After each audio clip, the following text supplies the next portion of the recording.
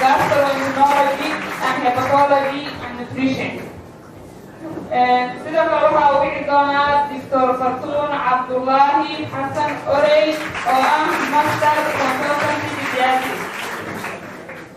waxaa kaloo wici doonaa rajayna asagana inuu nagu soo biiro Dr. Cali Maxamed Socdaal oo ah master pediatrics general health and secretary general SBA. waxaa kaloo nooga soo biiri doona Dr. Ibrahim Guuleed oo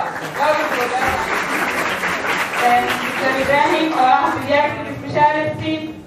sidoo kalena ah secretary general SMA. waxaa rajaynaa gruupkan inaan insha Allah ayagana ka faa'iidaysano doodooda.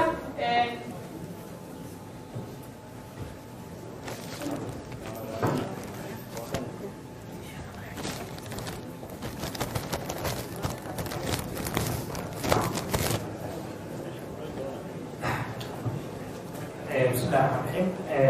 كسر الكلاش هذا الماسيني إن شاء الله وستين موقف عدي سنو ورا الكلينا وروا في هرلويني فأكر جيني وبنا كان إن شاء الله بنا يكون أكل لغة الصومالية ونحن بشرحها حاليا أنا نشجع to the point إني هذا إن شاء الله وهي وعي قليل ما دام يبدي عن لغة وحدة قامنا تتبنى كتير عالية على هجمله مكا سؤالك قوان كسابسن pediatrics مع عروضة كلها خاصة كسر كما دام ما تعرف هالليلة أيام كهذا الدورة إن شاء الله. مركا وحكي بلاد الدورة سؤال شكوبة دكتور يحيى شغل أيام بلاد الدورة وحوي دكتور سؤال شكوبة رئيس عن كودينا يو حوي إن أقبل خردا نجاسيسو كسر إسكا أما كل عروضة دولية يو أفريقيا يو سوماليا maanta meeshaan ka joogno waxaan kaloo iyadana raacsiilaa su-aasha kaloo labaad inaan hal mar dabooda joogto insha allah maxay waxyaabaha keeni karo inta badan maxaa la yidhahdaa ay sheegeen kansariskaas carruurta ku dhacayo iyo calaamadaha ugu badan ee qofku ama gelin karo shaki ama ilmuhu ay leeyihiin oo soo wanaagsan yahay.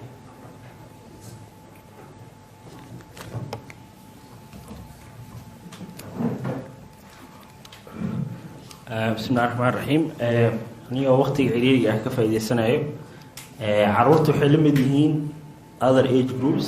كانسر كوكودا نوعية سكردون لكن نسيبنا سيجود أهان هدي لو فيريو adults كهدي لو فيريو أما دت كوين هدي لو فيريو وحمو داين أي أدو غير تحي سيدو كلو حادو كردون كانسر عروض كودا ويكدوين مركي لو فيريو كانسر دت كوين كودا kansarada ilmaha inta badan ku dhaco waxay u badan yihiin kansarada oo dhiigga ku dhaco ugu horeeyo leukemia waxaana ku xigo lymphoma ku xigo solid tumorskana waa jira oo kan ugu horeeyo waxa waaye waa CNS iyo sidoo kale kansarada ku dhaco sida Wilms tumor iyo kansarada ku dhaco beerka waxaa moodaa marka kansarada risk factorada markii loo imaado carruurta inta badan laba loo kala saaraa kuwa genetic ah iyo kuwa non genetic ah. Genetic ah waa wax qofka genes gaar ah uu leeyahay kaasoo ka dhigaysa inuu susceptible u noqdo inuu kansar qaarkood ku dhaco. kuwa qaarna waxaa jira non genetic ah oo ugu badan inta badan infections environment infectionada yani ku dhaco oo keeni kara kansarada waxaa ka mid ah hepatitis B virus oo haddii maamadu kusoo gudbo cunuga usoo gudbo wuxuu keeni karaa in kansar ku imaado wuxuuna ka mid yahay waxyaabaha runtii laga hortagi karo oo haddii laga hortago inuu u gudbo maamada ama maamada si fiican maaragtay loo daaweeyo markuu cunuga dhashana la talaalo waxay ka mid tahay waxyaabaha laga hortagi karo kansarada dadka waaweyn ku dhacana kulli inta badan waxay ka imaadaan lifestyle oo qofka intuu pediatric age ku jiro uu sameeyo lifestyleska haddii ay noqoto obesity oo kansaro badan keenayso haddii ay noqoto smoking haddii ay noqoto oo ayadana bilaawato adolescent age markii lagu jiro all maaragtay risky behaviorska waxay bilowdaan xilligaas ayay bilowdaan nutritionka haddii uu wax ka qaldan yahay marka overall kansarka maaragtay oo ilmaha maaragtay ku dhaco ama dadka waaweyn ku dhaco haddii laga bedelo lifestyle-ka lagu dhiirigeliyo in la bedelo waxaas leeyahay waxay yareyn kartaa xataa kansarska dadka waaweyn ku dhacayo. talaalkan hadda ka hadlaya tiimkan obstetrics gynecology colleagueskeena oo ahaa HPV ama human papilloma virus oo keeno cervical carcinoma, waa talaal la bixiyo qofka markuu ku jiro yani pediatric age markuu ku jiro gabdhaha iskuuleeda haddii la siiyo. marka waxaa moodaa sax waaye mana u badna age group ahaan, laakiin faktaro badan waxaa jira oo haddii markaas la qabanin isku bedeli doono kansaro ku dhici karo ilmaha yaryar. mahadsan tahay. intaan ka bixinin calaamada dadweynuhu shaki geli karo iyo dadka dhakhaatiirta ah ee caruurta markii lagu arko in la sii dabagala u baahan ma jiraan markii xanuunkaan ilaaqo. saan hor u sheegay sax waaye kansarka annaga aan xooga saarno focuska saarno oo aadka noogu badan waa leukemia waaye. run ahaantiina waa ka duwan yahay kansarada kale. hadda waxaa laga hadlaya breast kansarka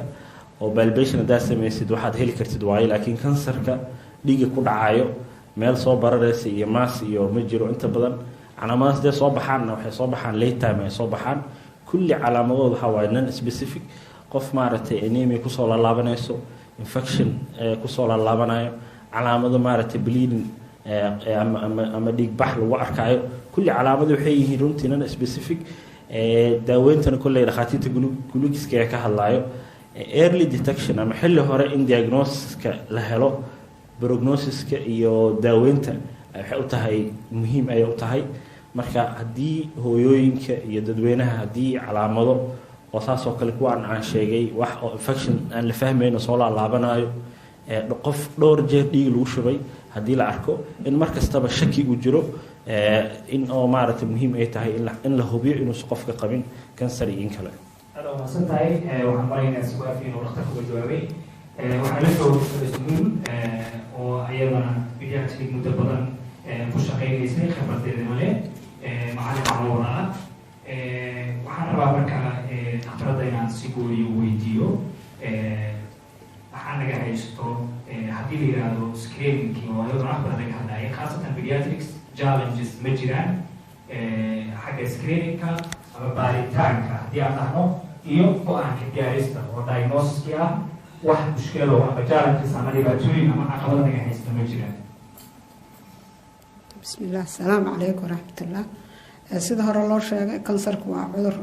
qof kasta ku dhici karo, gaar ahaan caruurta wali waa ku yaryahay. haddana waxaan aragnaa inay soo badanayaan waayaha dambe. dhanka diagnostic haddaan ka hadalno, caruurta maxaa challenge ku ah? horta waxaa ugu horeeyo mar walba inuu dhakhtarku aware yahay iyo inay community aware yihiin. early detection la dhahay, community awareness loo baahnaana, ama inay waalidiinta iyo dadweynaha marka hore in cunuga lagu keeno, maadaama anaka aan hadda haysanin inaan ilmihii dhan la soconno ay noo rajiisgaraysan yihiin oo mar walba cunugaas check up joogto ah aan lagu haynin. taas horta waa caqabad jirto. marka saa darteed marka cunuga calaamadaha lagu arko, walow calaamadaha sida doctorka hadda sheega waa calaamado oo u ekaan karo cudurada kaleete, cudurada oo ku dhaca caruurta iyo kansarka way isku ekaan karaan. qaar ahaan infectionka, anemia oo anaka Soomaaliya haddaan nahay nagu badana hadda calaamad u ah, waxaa calaamada inuu cunuga caatoobo ama oo weyn loo sameeyo. marka kuwaasoo dhan waxay keeni karaan inaad kuwii kale ku qaladid. marka tan ugu muhiimsan waxaa waaye marka hore inuu aware jiro, oo ah inaad mar walba ka fakartid cudur kasta oo cunugan oo qabo kansar ma noqon karaa, in aan horta isweydiino. su-aashaas horta muhiim waaye. tan kale oo challenge-ga ah waxaa ka mid ah leukemia ka hadalnay. leukemia hadda in la ogaado waxyaabaha marmarka qaarkood cunuga aad waxa dhan ku wada aragtay aa laga yaabaa inaad u tirtid. waxa ugu badan oo la sameeyo waa peripheral blood film. peripheral blood film waxaa laga yaabaa inuu negative noqdo, cunugan inuu calaamadihii leeyahay. maxaa loo baahnaan lahaa in la sameeyo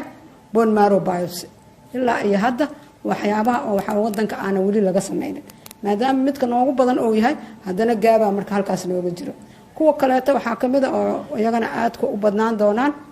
maxay ahayd in cuduradii aan ku qaladno, sida aan soo sheegay dhibkana haysto cudur kale inaan dhaho lymphadenopathy inta aragno, ama qanjirada cunuga bararaan kadibna la TB waay. waxaa arkaysaa cunug 3 goor daawo TB la siiyey oo aan no improvement because cudurka maba qababa. marka weligeedna way jirto. waxaan u malaynaa markaan internshipka ku jirnay ilaa ay hadda qaladkaas Soomaaliya weli waa ka jiraan. marka waxyaabaha loo baahan yahay waxaa ah marka daawada siisid meeqa ku dhigi kartaa cudurkan kan waay kan ma ahan, oo aan uga tegi karaa ama aan diyaansi kale ku raadi karaa marka taasna dhibaato kale tan kaleeto oo badan waxaa ah kuwa ku dhaco kansarka maxay ahaato ku dhaca central nerve systemka ama brainka iyo maskaxda ee la xiriira ayakana imagine ay u baahan yihiin waxaa laga yaabaa imagine inaad dirtid inaa marmar sidii la rabay loo sameynin ama markii la sameeyo xataa jawaabta soo baxda inaysan marka waxyaabaha ugu badan hadda u badanaa CT iyo MRI iyo la helay waxaa laga yaabaa noocyada aan isticmaalayno ayagana haddaay dhakhtarka si fiican u sharxay khayr allah siiya wuxuu yiri isku quality ma ahan waxaa laga yaabaa yaa soo saari karo MRI-da awoodeeda intay gaarsiisan tahay ay ku detect garay karto ayadana waa anada oo challenge oo haysto waxa laga yaabaa adoo wixii dhan og inaad helin kadibna markii la helo si loo daaweeyo hadda waxyaabaha ugu daran maxaa waaye in la gaaro histopathology-ga in la sii gene therapy-kiisa iyo kulli la ogaado si treatment-ga kala gedisan ayadana waa anada caqabad oo kale oo jirto oo dhankii pathology-ga in la sii dhammaystiro walow hadda dibadda loo diri karo waxyaabo badan ay fudud yihiin marka loo fiiriyo haddana waxaa u baahnaanay marka ugu dambeyso inaad chromosome analysis samaysid si prognosiskiisa iyo treatmentigooda way kala gedisan yihiin ayagoo ALL isla waa mahadsanta waxaan u maleynayaa inaan soo koobo aad mahadsan tahay Dr. Mahmoud Maxamed sida quruxda badan ee uga jawaabtay su-aalahaasi waan kusoo laaban doonaa waxaa rabaa Dr. Ibrahim oo microphone-ka uu qabsado Dr. Ibrahim Guleed asigana pediatrician ah consultant-na waxaan jeclaanahay bal wadanka Soomaaliya aan joogno markii laga hadlayo ma haysanaa human resource capacity meel ama u diyaarsan waa Soomaaliya oo dhan xataa haddii jirto ma u baahannahay inaan partnership ama dad nala shaqaysto ama annagana na saacido annagana ayagu ay wax maxaa la yidhahdaa naga kororsadaan ma u baahannahay maxaase primary care ah carruurtani pediatriga wax primary care ah ma jiraan in general bismillaah marka hore waan salaamayaa dhammaan kasoo qaybgalayaasha dhaqaatiirta qaybahooda kala duwan agaasimayaasha isbitaalada wasaaradda caafimaadka iyo medical assistantga asalaamu calaykum waraxmatullahi wabarakaatu waxaan u mahad celinayaa jaamacadda jazeera isbitaal jazeera iyo sidoo kale sagal pathology center oo maanta fursaddan inoo siiy inaan ka hadalno world cancer day haddii aan su-aasha usii guda galo marka laga hadlayo human resource ama human resource capacity-ga dhinaca canceriska si guud ahaan waxaan u maleynayaa in horta ay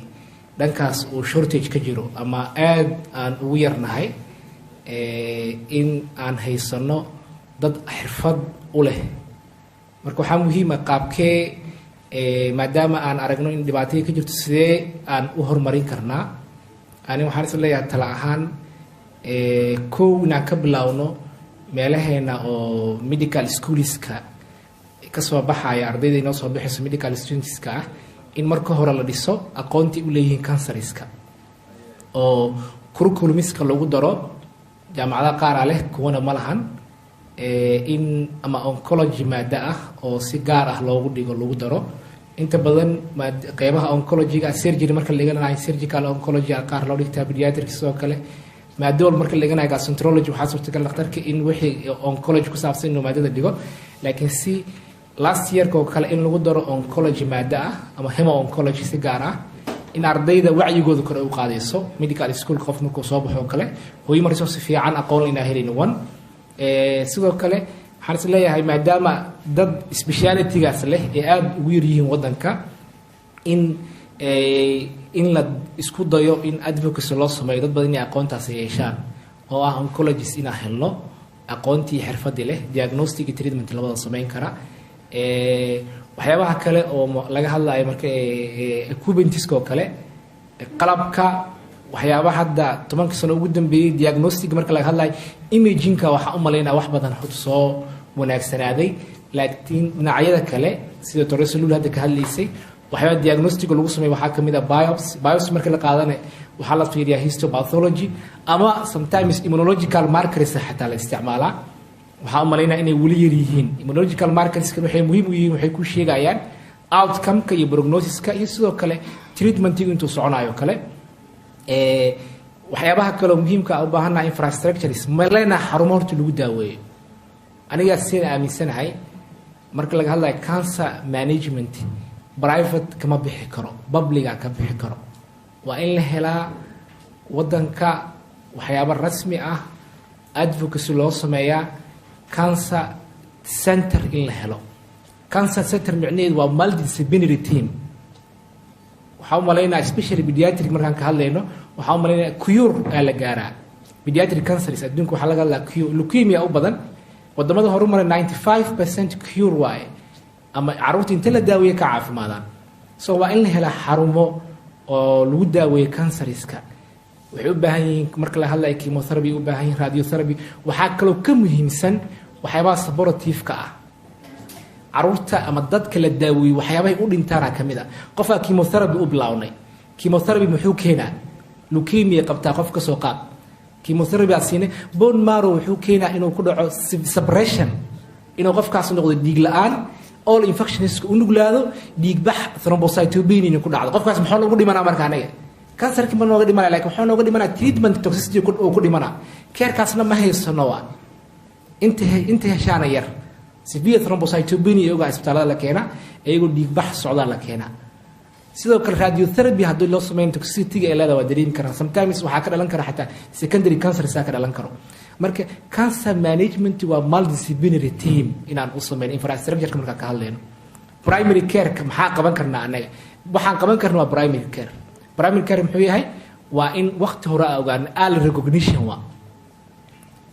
recognitionna wuxuu ku dhici karaa in marka hore aqoonta a u leynaa backgroundiga la saxo way isku xiran tahay oo ah dadka noo soo baxaya dhaqaatiirtaa soo saareyno inay noqdaan qof dad curriculumkooda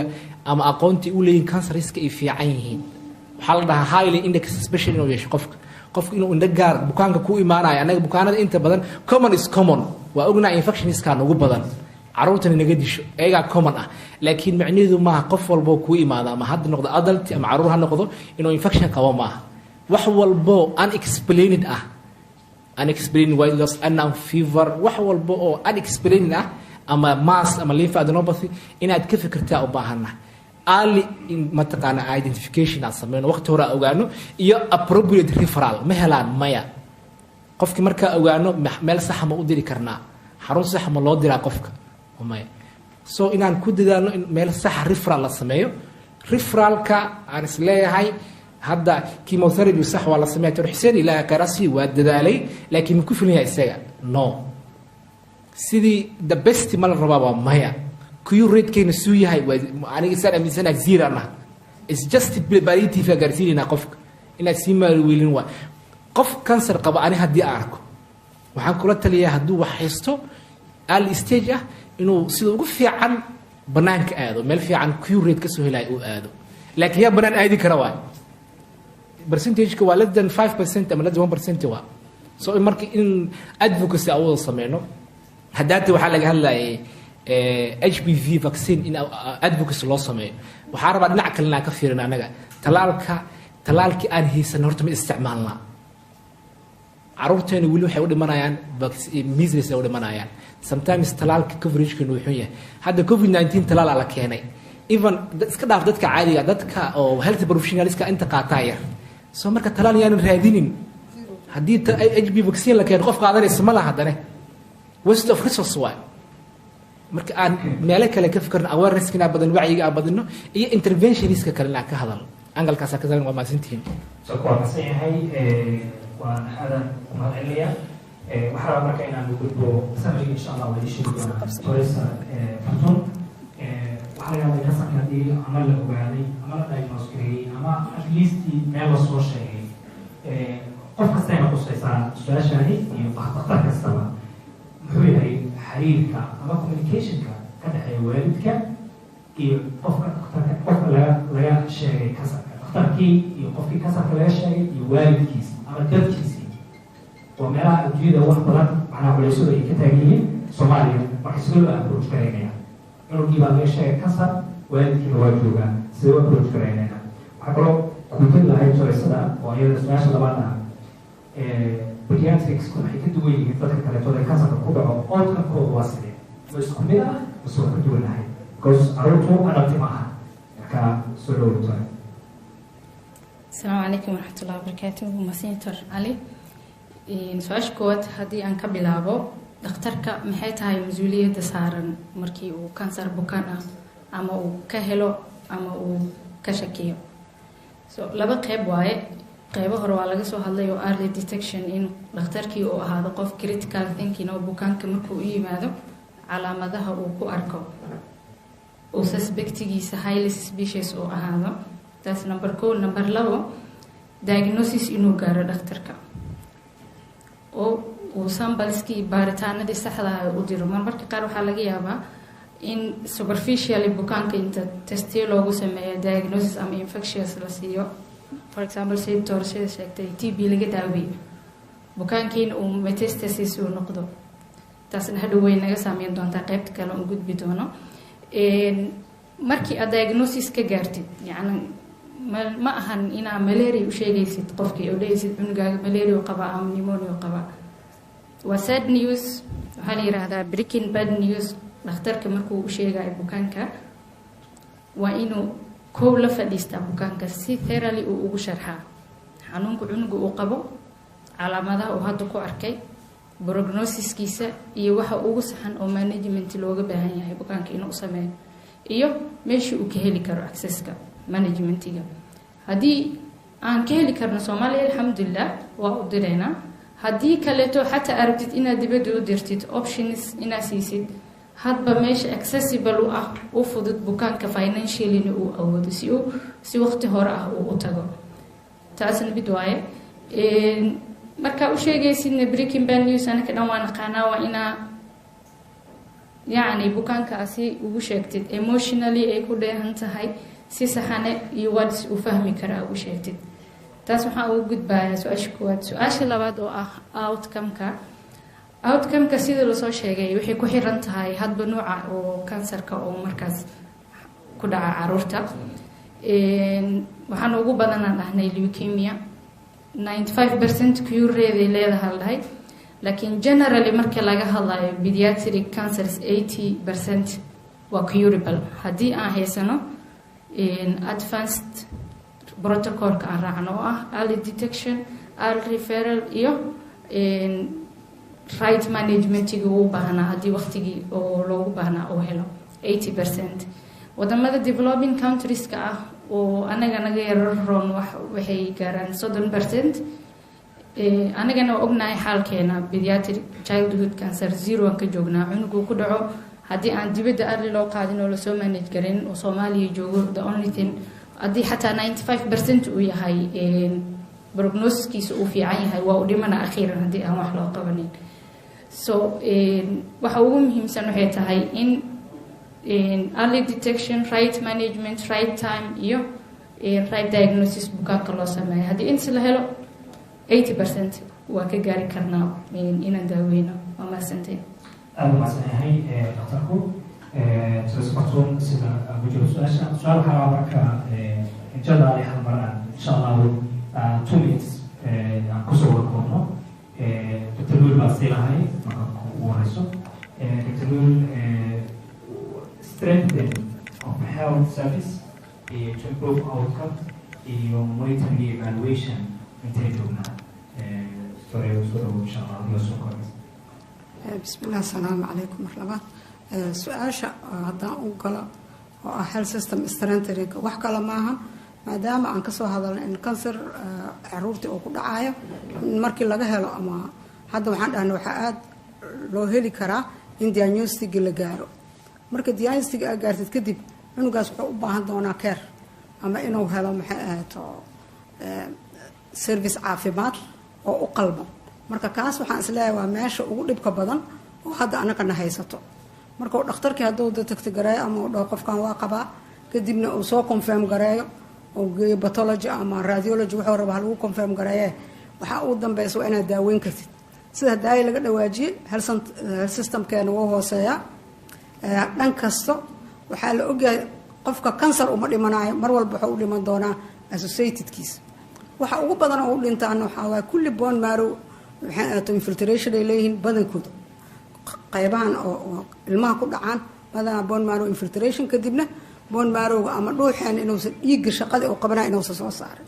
cunuga marka wuxuu u dhiman doonaa anemia, infection iyo inuu dhiigbax ku imaado. marka taas marka maxay keenay haddii health system strengthening aadan qabin oo cunugan meesha ugu horeeya oo imaan doona is waxba u qaban karin cunugi waa dhimanaa. waxyaabaha kaleeto oo health systemkeena aadka uga maqan loona baahan yahay waxaa ah in marka cunugan la keeno inuu heli karo meel lagu daaweeyo. waxaa laga hadlay treatment center muhiim waayo, laakiin treatment center meel walba ma laga dhigi doono. tan ugu muhiimsan oon u socdo taas waay. haddii la sameeyo xarumo lagu daaweeyo haddana waxaa la rabaa xarumaha kalena inay wax ka qaban karaan, especially marka emergency ay jirto. cunug emergency marka lagu keeno dhiigbaxa ama aneemiga haddaad dhiigaa ku shubto waxaan ognahay bilateral solution dhibka laga maro Soomaaliya markaan joogno waxa ugu yar waay.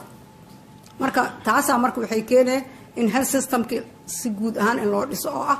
dhakhtar kasta oo ilmo meel lagu daaweeyo inay care ka sameyn karto, inay marka health systemki inaan strengthening ku sameyno. health system strengthening laga hadlayo waxaa waa inuu care levelska ha ahaado primary, secondary ilaa iyo tertiary levelka in ay buuxin karaan wixii looga baahnaa oo cancer patient marka loo keeno. taas muhiimay noo tahay. dhanka kale waxaa ah palliative care. waxaan isleeyahay waa meelaha health systemkeena kaba dhimanba. palliative care weli ma noogu jirto. marka laga hadlayo cancer treatment waa la qaybiyaa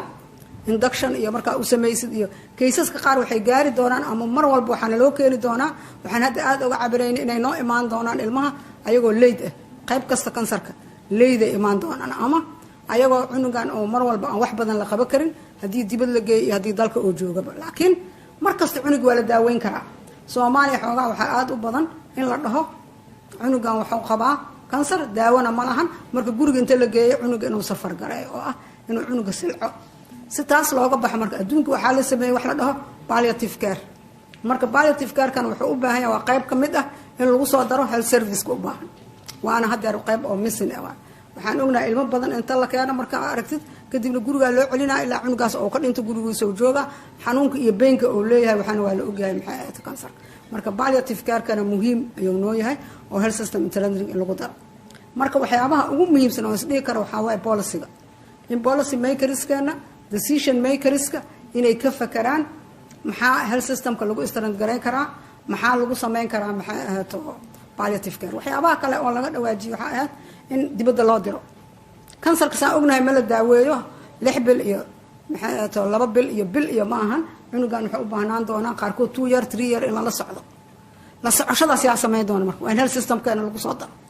at least xataa haddii inductionka banaanka loogu soo sameeyo cunuga markuu soo noqdo wuxuu u baahan yahay dhakhtarkii la socon lahaa, wuxuu u baahan yahay systemkii lagula socon lahaa. marka health systemka in waxaasoo dhan lagu soo daro, priority loo sameeyo. waxaan ognahay inaan infection dhib ku qabno waa sax, laakiin dhinaca kale idaan ka fiirino the burden of the ilmaha inuu soo kordhayo 8%, 5%. waxaan leenahay laba data la sameeyey. tii hadda maanta u dambeysay 8% waaye. tu ka horreysay isbitaalka Ordogaana lagu sameeyey 5 something waa adiga 6 ku dhowdahay percent inay ilmihii dadkii laga helay kansarka inay 6% ilmo ahaayeen. marka 6% wax yar maaha. marka aan ka fakarno aanan maxay ahaato laba qaybba in looga fakaro. qaybna waa decision making iyo maxay ahaato qaybna waa health professionka, qaybna waa community-ga ama waalidiinta ilmaha dhalay iyo maxay. markay waalidiinta hadaysan annagana kaalmaynin haddaay waxaa laga hadlay xiriirkaas aad u muhiim u yahay.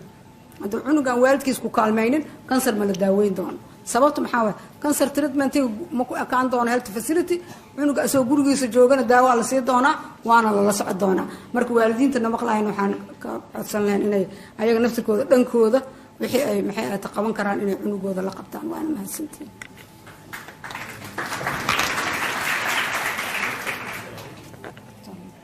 ومسألة الدكتورة وحنا ممكن أن بانلكا هذه أي كومنت كلا جوة ناسي جو مدرس بيجي وسوق الجوينينا. وباسنتين وحاول ملاينا هل سيستم سترينجسين وحاول ترسلول سوى هذا شوي جست وحان كدري لها وان ognahay budgetka caafimaadka dalkeena dawladda waxa loo eedijisay ama u qoondeysay wali carruurta kale waxaan la daalacdacaynaa malnutrition, pneumonia, waxyaabahaas la daalacdacaynaa. marka in advocacy-ga loo sameeyo la isku dayo in la xoojiyo qaybta wasaaradda ee non communicable disease-ka ama ka shaqeysa waxyaabaha cancer-iska la xiriira loo sameeyo policies, strategies loo sameeyo, advocacy-na loo yeelo. qaybta palliative-ka rabaa oo aad qayb muhiim u ah inta badan maadaama late stage ay la imaanayaan palliative treatmentiga qofka isagoo muxuu ahaa waxaa laga fakaraa intuu nool yahay inuu si fiican u sii noolaado oo aan laga quusanin marka dadkeena inta badan xaggee aadaan waaye waxyaabaha culture-ka ma dhaqanka aan leenahay hadda waxaan u malaynaya dadku waxaa aada u badan palliationka waxaa sameeya dad medicala sameeya waa ogtihiin rusheeyaala soo baxay dad walba ayay ku dambeeyaan dadka canceriska qaba dadka waxyaabaha laga qaba aqoon ama waxba laga qaban karin waxay aadaan rusheey style aada u badan in wixii dhaqanka ama caafimaadkii sidii loo qurxin lahaa palliationka qayb kamida waa xitaa haddii dadkeena inta badan maadaama islaam muslimiin aan nahay qur-aanka oo kale dadka wuxuu ka mid yahay dadka waxyaabaa niyad u dejinaya laakiin waxyaabaha kaloo pain reliefka muhiima waxaan arki jirnay isbitaalada inta badan waxaa la isticmaalaa first line iyo second line pain killers waa laga tegay morphine aan isticmaali jirnaa because they're very painful waxyaabaha laga fikerayo oral morphine in la isticmaalo service dadka si qofka xanuunka looga yareeyo sometimes injections in la isticmaalo marka palliationka aan ku dadaalno dadka nan medicalka ah oo lacagta badan looga bixinaya waxaa ka fiican dadka medicalka ah inta aan tegilin waxba lagama qaban karo gurigiis ka joog aan u sharaxno stepeska laga rabo palliation qofka si uu step intuu sii nool yahay si caafimaada xanuunku yar uu kusii noolaado maasintii Ibrahim panel kuna wasiin waxaa soo koobiyaa intii hadda ugu muhiimsaneed dhaqanka isku raacay Dr. Fatul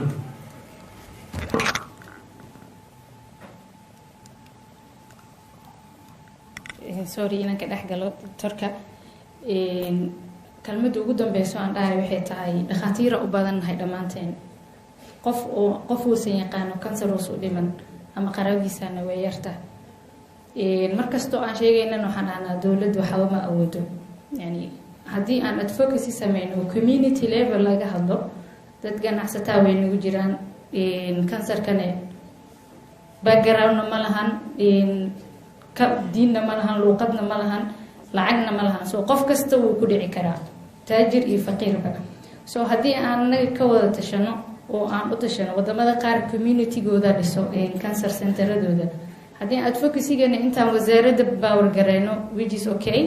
ku darno inaan communitygana empower gareyno si loo aasaaso centerka because qofka baxaya ee dibadda aadaya diyaaradda raacaya lacagta ka baxayso inta qof ee sanadkii lasoo dhaafay ama 5 sano lasoo dhaafay haddii laisku dardaro way noo dhisi kartaa wax mustaqbalkana wax lagu qabsan karay noqonay laakiin haddii kaleeto saan way sii soconay kansarkana wuu soo badanaya dhimashada iyo problemkana wuu nagu sii badanaya maasantiin taas ku darinaa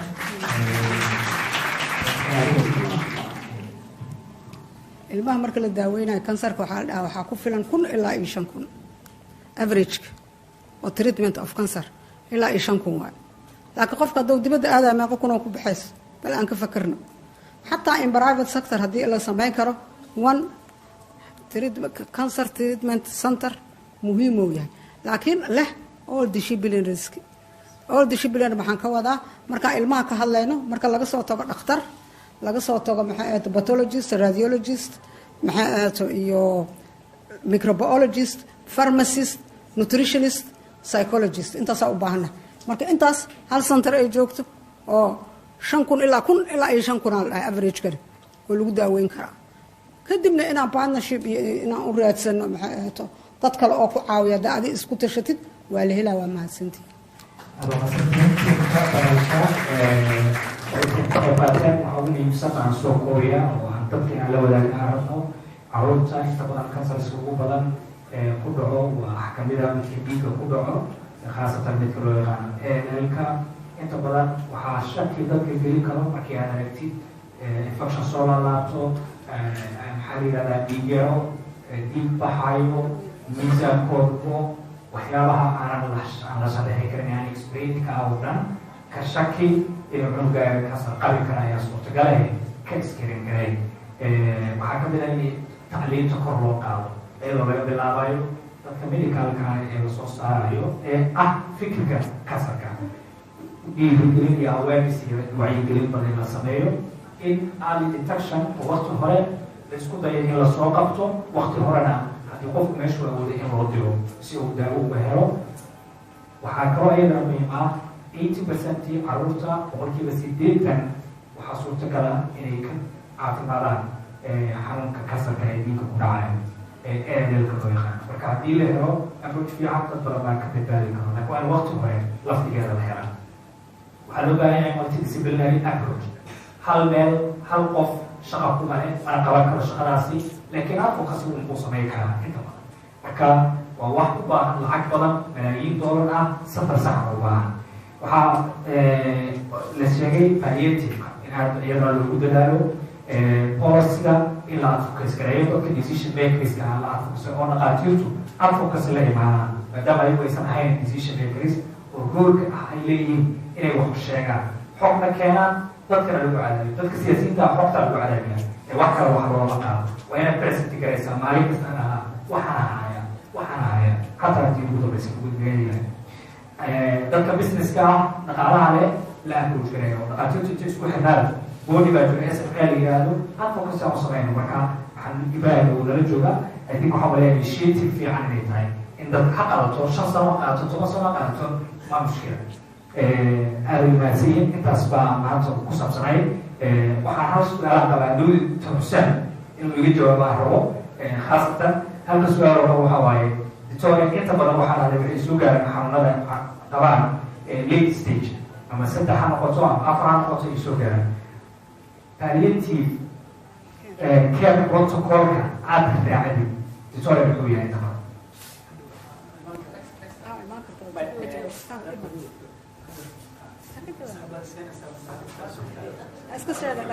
بسم الله الرحمن الرحيم. هرم إيرمادي شوي ما شاء الله أقدم هرم وحوالي وترى كلام إيجا حناج إنسان وقتنا مسير إنسان ترى حوالي كاتبتان على دورة كاستر سنتر كمرور بالوسع الغشير وبجرنا ووضع ما في عمل ومريسا مروا إلى يدك سوحة أركضونتا comprehensive cancer center oo Soomaaliya oo dhan serve gareeya oo ku ganacsan. arrinta maaragta waxa weeyaan cancer sida ogteen stages ayuu maraa. managementkiisuna waxay ku xiran tahay stage-ka marka uu ku jiro qofka marka la diagnose gareeyo. haddii uu early stage yahay cancer waa la daaweyn karaa. marka concept-ga dadka gaaray oo ah لأنه كتبوا المجال تاني الموقع تدويني واحد قال كسر الوضع ويكره سبتال كان جورو سبتال الجامعات الصومالية أو ذاك وياه واحد يقول الباب برنامج كسر تريتمنت وأحيانا دواء واحد كمل كسر مركا بالضبط بيشوف مرة يستمر يعني وجهي وقته محل محل الكسر من دواء إن هذا وإن بيبقى ما كسر من دواء كره marka dadka caamada ah wuxuu yahay warka gaaray cancer qofka ma lagu sheegay ma la daaweyn karo bas dad waxaan arkay gobolada waxa ka yimaada oo wax weyn markii diagnosis-ka uu sheegno oo bad news-ka u break gareyno si weyn naxariisko emotionally marka aan ka gareyno oo u sheegno diagnosis-ki wuxuu sameeyaa boosadiisu qaadanaya diyaaradiisu qaadanaya hore ka dhoofay wayna dadka waxay u socdaan. markaas waxaa la dadkan waxay aaminsan yihiin mar haddii kansar lagu sheegay inaan la daaweyn karin tuuladii uu ka yimid ayuu aadahay oo rabaa inuu ku dhigto. marka waxa weeye wacyigelin dadka in horta hore information la siiyo ah kansar hadduu dalooya waa la daaweyn karaa oo hawl loo wada taalla. challenge-ga labaad wuxuu yahay hadduu stage sare gaaro like stage 4-ka oo ah meesha ugu badan yihiin inta la diagnose gareeyo dadka Soomaalidu waxay ku imaanayaan iyagoo stage 4 ama si kan ugu fiican ama stage 3 ku imaanayaan. stage 4 la daaweyn karaa waa lama daaweyn karo. caalamka meel kastoo la geeyo waa isku mid. waxa waa qofkaas waxa kale u baahan yahay palliative care sida tawlool ay ka dhawaajisay. baahida ugu weyn oo maanta Soomaaliya cancer care aan qabno waxay tahay in la xoojiyo palliative care. midda labaad misconception-iska in la dagaalamo oo dadka lagu wacyigeliyo in waqti hore isbaaraan si early detection loo sameeyo waqti hore loo diagnose kareeyo xilliga la daaweyn karo. marka qof stage 4 ah dibadda in loo qaado sax waa khalad. dhaqaatiirtii dibadda waxaa naga soo gaartay complain ah Soomaaliya dhakhaatiir ma joogta miya waayo ay u soo dirahayaan qof stage 4 ay ogyihiin inaan waxba laga qaban karin waxaa ogahay bukaan aan cidda ku ilwanaadirinina bukaankaan qaadinina ka inkaarsanina palliative care lagu baahan yahay wixii Soomaaliya lagu qaban karo dibadda waxba lagu qaban karaa u qaadinina way qaadeen intii geeyay waxay ii sheegeen 3 isbitaal ayaa dhiigtay marka xaaladiisa arkeen waxay dhahay naga wadaan bukaankaan ma qabaneen markii dambe waxaa laga yaabaa qolo oo lacag iska rabta oo profetorial inay yidhahdeen annaga wax nagaga qabanay marka waxa weeye challenge-na hor yaalo way dadka inaan ka baabi'ino misconceptions aan fahamsiino inay waqti hore isbaaraan waqti hore haddii la ogaado in la daaweyn karo waqti dambe hadduu yimaado qofka inaan la daaweyn karin waxyar waxaan rabaa inaan professorka ka dhex galo professor waa burqata oo ku jeednaa cilmigaaga u baahannahay laakiin waxaa ku jirtaa for honor inuu groupka dambe aan discussionka insha Allah nagala soo qayb gashid weli waa ku baahannahay su'aalo badanna waa la qabaa by the way waa ku mahad celinayna groupka colleagues-kayga waxaan marka ku dheerin karin lahaa dad waxa laga dhawaajiyaa 80% inay curable tahay arrinta daawadeedu waa haynaa waxa weeye waxaa laga codsanayaa groupkii pediatriciska inaad soo rifaagaraysaan qofkii aad ku diagnose cunugii aad ku diagnose garaysaan protocolkiisa isagoo rasmi ah daawadiisa ayaan haynaa marka 80% waa la daaweyn karaa laakiin daawadu waqti dheer bay soconaysaa up to 2 years ayuu soconayaa chemotherapy marka insha Allah ma sabti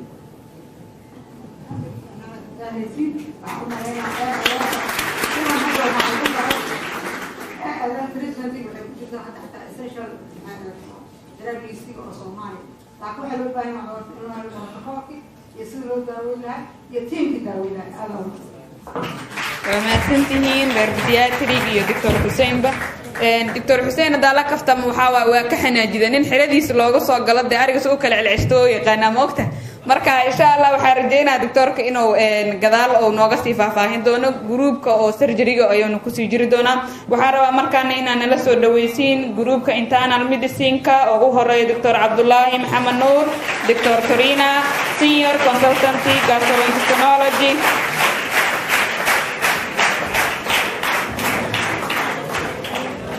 Dr. Muhammad Abdullahi, Dr. Dabib, specialist in internal medicine, head of internal medicine debate. Dr. Ismail Hussein Feite, senior Egyptian fellowship board in hepatology and gastroenterology. Dr. Muhammad Ahmed Kadle, consultant gastro-liver specialist. Dr. Muhammad Abdullahi Adan MBS SCB internal medicine ahna dhakhtarka cudurrada guud isbitaalka jaamacadda Jazeera group aad u xoogan waaye insha Allah waxaan rajeynaa dibadkooda inaan ka faa'iidno welcome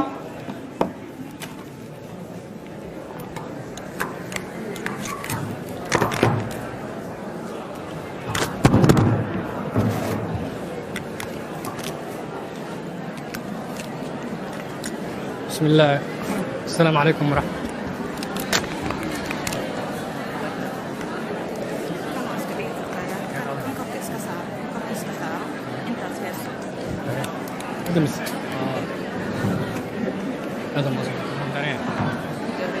بسم الله الرحمن الرحيم السلام عليكم ورحمة الله وبركاته وما سنتين صبر كبدن عاصم ياسين كان أقول بأنا كان أيجا وريجينينا أنا كان أقول هذا وش ده waxaan soo dhaweynaa mar labaad iyo saddexaad waa dareemi karnaa kulaalka lagu jiro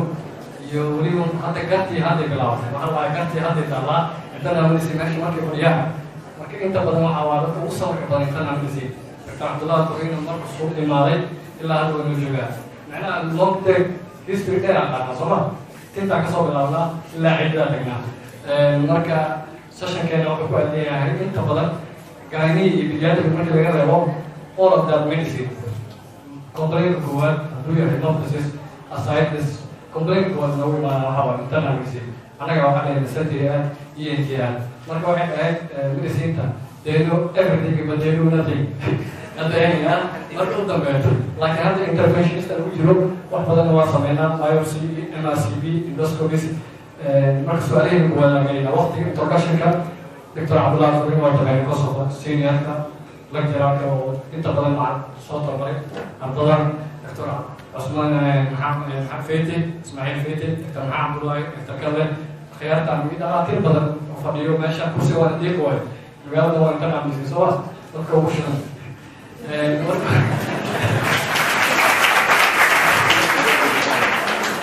عبد الله لما كان ساكن عبد الله لما كان قبل سؤال ولا ودي common malignancies كداتا نوعها ما دام كان حوالي ريسيرش موسميه داتوي بدن عرشو marka inta badan daato wada soo sheegay pathological wise bal asaga intuu haayo maadaama research badan uu sameeyey let's start pointing ka dhigno insha Allah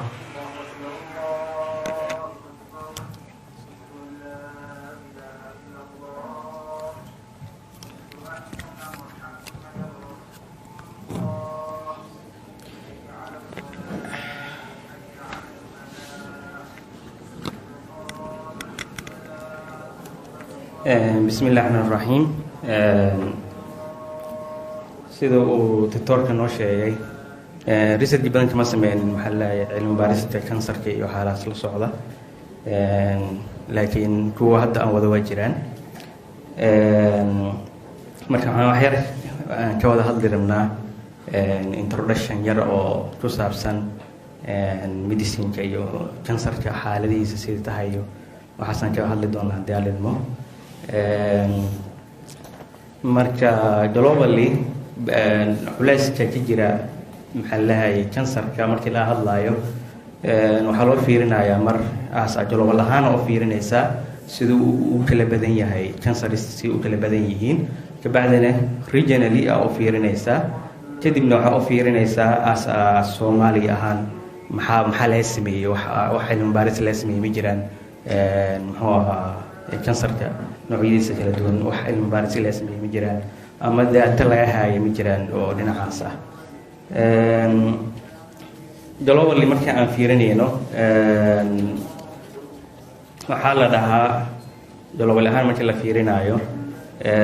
kansariska oo hadda marka internal medicine ka hadlayno meelaha ugu badan waxaa la sheegaa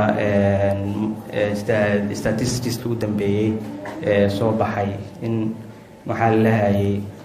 caseska ugu badan in yihiin ilaa 18 million meelahaas camal loo qiyaaso globally ahaan loo qiyaaso caseska oo new cancer caseska la helaya ah halka death caseska maxaa la lahayay oo ku saabsan muxuu ahaa cancer deathska ah ayay nafteeda la sheegay ilaa 10 million inay u dhintaan maxaa la lahayay kansarka iyo jeer ay u dhimanayaan markii la soo daro kansarka iyo NCD-yana waxaa la sheegaa ilaa 15 million meelahaas camal inay cancer u dhintaan maxaa la lahayay NCDs u dhintaan idan these 15 million kaas 29% waxa waaye waxay u dhimanayaan due to the cancer ay u dhimanayaan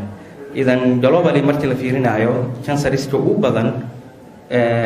ilaa 10 canceris camal loo qiyaasaa these canceriskaas ugu caansan ugu badan waxaa waaye oo lungeska waxaa ku xigo kansarka ku dhaca colorectumka waxaa ku xigo stomachka kabacdi liverka esophaguska iyo thyroidka pancreaska iyo lymphomaha intaasaa ku xigo global ahaan marka lasii fiirinayo waa maxay factoriska saameyn ku yeelan karo these canceriskaas meesha u badan tobacco laga hadlaa waxaa ku xigo alcoholka kabacdi waxaa ku xigo infectious dhinacaas marka aan u imaano dhanka oo immunoregion ahaan oo anaga aan ka mid nahay oo inta badan lagu tiriyo ayay nafteeda waxaa lagu qiyaasaa 600,000 around 600,000 inay qabaan maxaa la lahayay canceriska inay new cases canceris la helayo ama death risk inay tahay 400,000 meelahaas camal inay u dhintaan immunoregion ahaan ay u dhintaan markii la fiirinayo factoriska saameynaya canceriska saameyn karana waxaa waaye tobacco iyo smokinka iyo waxyaalaha la xiriiray infectioska marka u nimaano Soomaaliya marka u imaano waxaa la dhahaa populationkeeda 15 million waaye new cancer caseska ee jeer la heli karo oo data WHO iyo waxaas ay sheegtay waxaa waaye ilaa around 10,000 waxaana u dhimanayo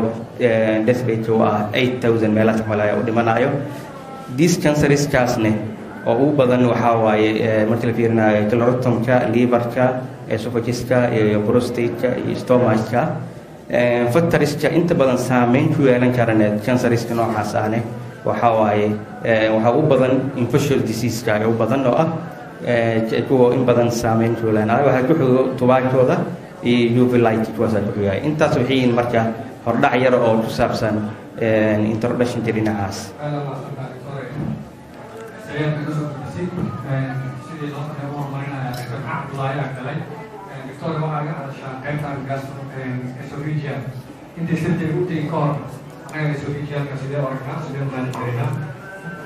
How much protein, how much you see? بسم الله الرحمن الرحيم الحمد لله والصلاة والسلام على رسول الله aad waxaan ugu mahad celinayaa isbitaalka Jazeera oo soo qabanqaabiyay meetingkan aad ku qiimaha badan leh sidoo kale Sagal Pathology Center xaqiiqatan waxaan u maleynayaa doctorku wuxuu weydiiyay mowduucii ugu muhiimsanaa laga hadlayay incidensiga waxa la yiraahdo waxa ugu sareeyo esophageal cancer marka esophageal cancer waxa waaye waa dareemi kartaan muhiimadda uu leeyahay aad u badan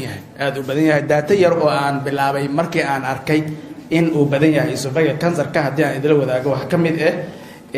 in aan bilaabay datada collection-ka 2020 bishii 8aad طبعا age-ka iyo meesha ka yimid iyo magaca iyo date-ka iyo waxyaabahaas oo dhan ay ku jiraan iyo referral-ka meelaha laga soo refer garay waxa ugu muhiimsanaa marka aan ina sheega rabay waxa waaye ilaa waxa mareynaa 138 waana hal center waa Dufle hospital kaliya marka waa dareemi kartaan every monthly waxa aan aragnaa hadii la qaybiyo datadan waa taqriiban 10 patient marka aad ay u badan yahay esophageal cancer-ka markii laga hadlayo jiritaankiisa waa sida hore datada loogu sheegay aan hore u aragnay marka esophageal cancer xaqiiqatan wuxuu la mid yahay canceriska kale managementiga markii la yiraahdo stage ku soo gaaray iyo hadba waxay ku xiran tahay palliative miyu maraya ama stage 4 iyo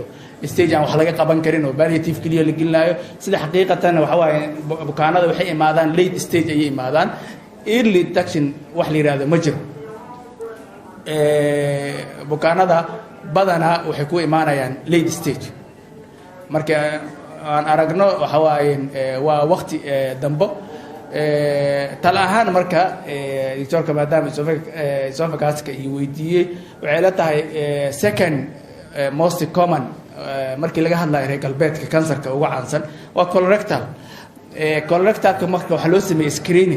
screening early detection si loo sameeyo screeningkaas waxa waaye colonoscopy in la sameeyo kale in la raadiyo tumor markers oo kale CAE iyo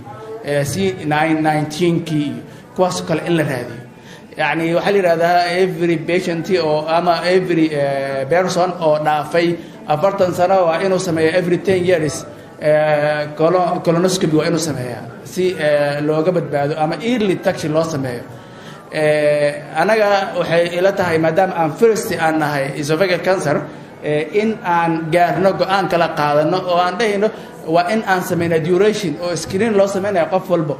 datada hadda aan hay waxa kamid ahayd dadka age-ka ayaan kala qaybinay groups aan kala qaybiyay yani 50 years dadka ka badan ay u badan tahay dabcan sida la og yahay oo ama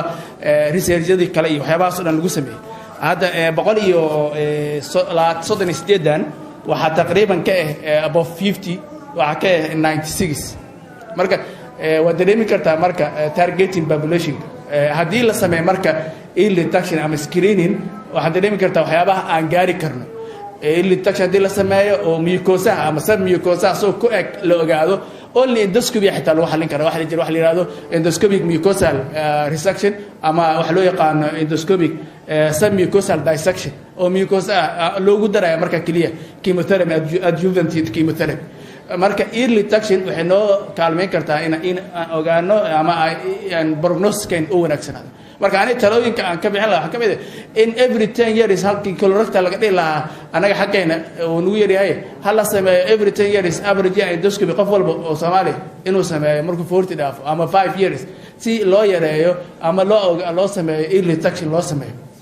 managementiga dabcan cancer risk loo kamid yahay late stage kaduu soo gaaro yani waxyaabaha ugu badan ay u dhintaan waa malnutrition esophageal cancer dadka aan aragnay waa malnutrition ilaa hadda bad prognosis waaye dadka ama halkaan lagu daaweeyay ama banaanka loo diray ka prognosis ama ka caafimaad cure waa yaryihiin waxaan xasuustaa 2 case oo mar dhowr jeer igu soo laabato endoscopy u sameeyay surgery banaanka loogu soo sameeyay iyo palliative iyo chemotherapy and radiotherapy qaarkood kii ugu dambeeyay 4 sano bilihii soo dhaafay ayuu geeriyooday 2017kii ayaa surgery loo sameeyay marka waa dareemi kartaan prognosiska iyo siduu yahay marka intaas aan kusoo kaabsanay sano